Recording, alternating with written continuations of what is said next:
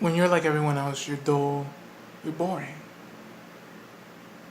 The real power is not in being like everyone else, not in being like who people think are cool or talented or incredible, but the truly incredible people are the people who are themselves and who thrive and learn how to be more of who they are.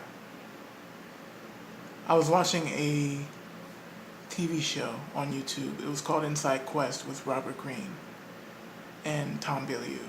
And Robert Greene said, he said that everyone is unique. They have unique DNA.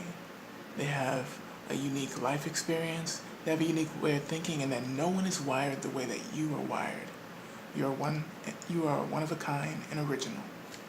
But what people tend to do is over time, they tend to homogenize themselves, become someone they're not, become people who they think others want them to be. And what that does is that you just freely give up any power or any originality that you had. One of the things that people admire about talented artists or just anyone who does something different in the world is that they were willing to go out there and do it. What happens is when you become this person that you are not, when you embrace the dull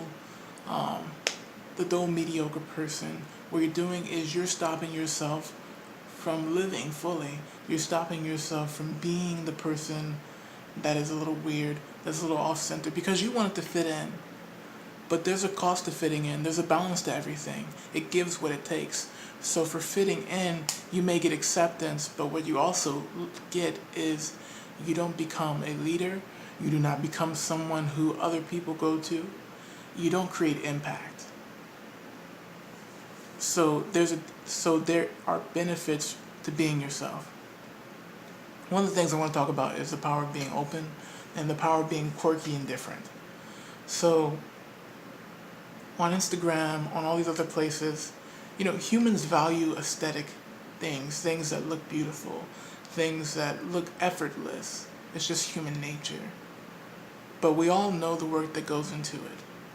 If you're old enough, you understand that everything is a production.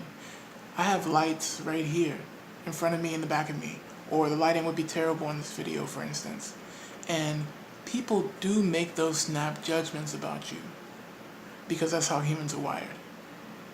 But at the same time, what humans praise, what humans value, is originality. They say, human beings, other people, they say that they don't want you to be original, that they just want you to put your head down, do the work, don't say anything, collect some money, get a house, kids, all those things. But is that what you want? Is that what you want in life? You might have to travel the path less traveled, and that might mean pain. That might mean going through situations that you would rather not be in just to pursue the things that you want. And I think following your passion is not a good saying, because passion doesn't pay the bills. Passion won't feed your children. Passion won't get you where you need to go. But what can get you where you need to go is drive. Drive is the thing that'll keep you up at night after you've been tired and you've been working and you have almost nothing left in you to keep going, but somehow you keep pushing through and you work when everyone else is asleep. When people are sleeping in the morning, you're awake grinding away because it's something that you love doing, and no one else is going to invest in you more than you are.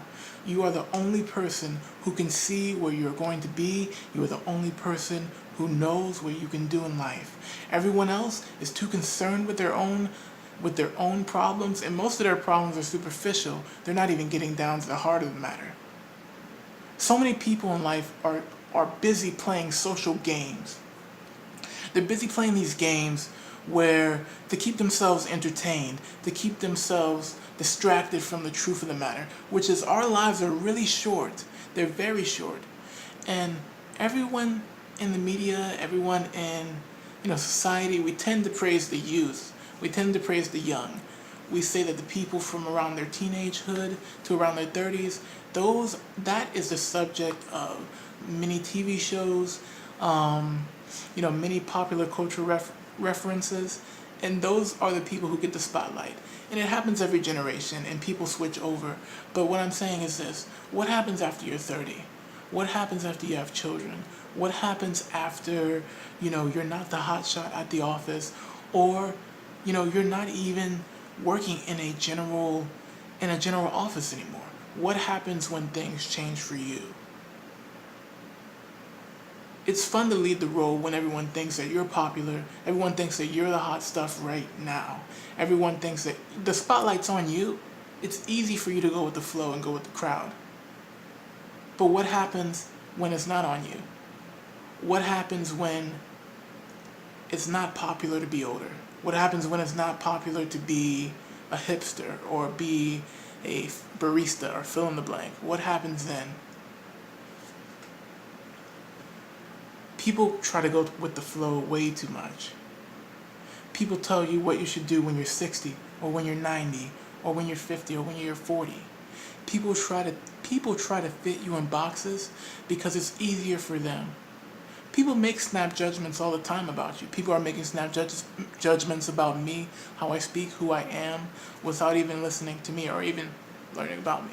And that's fine, because that's how humans are. But here's the thing. Being like everyone else makes you nothing. Being like everyone else is boring. If you're like everyone else, by the time you're 60 or older, you're going to be sick.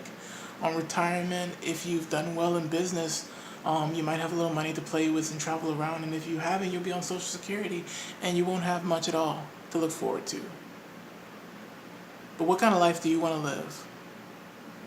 The life that you want to live is dependent on who you are, what you know you love, what you know you love to spend your time on, what thrills you, what makes you excited, what makes you happy to be alive. It's those things that bring you joy, that bring you peace of mind, that bring you real happiness. They say that money doesn't buy happiness, and it's true, but time buys happiness. What are you spending your time on? Most people will waste their time.